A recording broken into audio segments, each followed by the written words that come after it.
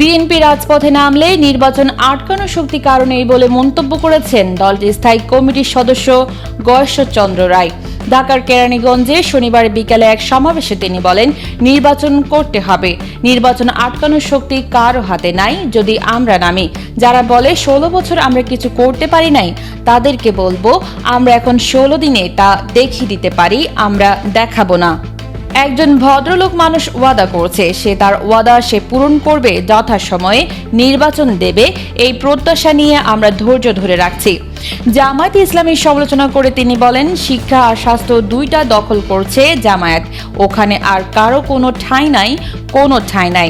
মাঝে মধ্যে অনেকে বলে ভারতের দালাল, যারা ভারতের দালালি করে তারাই ভারতের দালাল। গয়েশ্বর বলেন, যারা নির্বাচন চায় না, সংস্কার করে এটা সেটা, এগুলো তো ভারতের দালাল।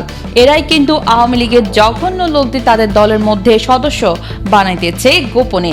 কেরানীগঞ্জের চুনকুটিয়ায় সুভাড্ডা গার্লস স্কুল প্রাঙ্গণে ঢাকা দক্ষিণ বিএনপির উদ্যোগে যথাসময়ে সংস্কার ও দ্রুত সময়ের নির্বাচন এর দাবিতে সমাবেশে বক্তব্য দেন তিনি।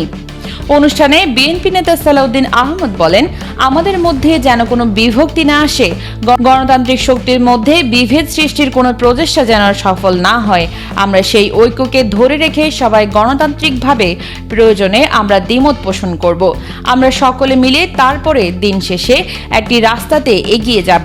সেই রাস্তা হচ্ছে স্বাধীনতার সার্বভৌমত্ব রক্ষার রাস্তা, সেই রাস্তা হচ্ছে গণতান্ত্রিক উন্নত সমৃদ্ধ রাষ্ট্র গঠনের রাস্তা।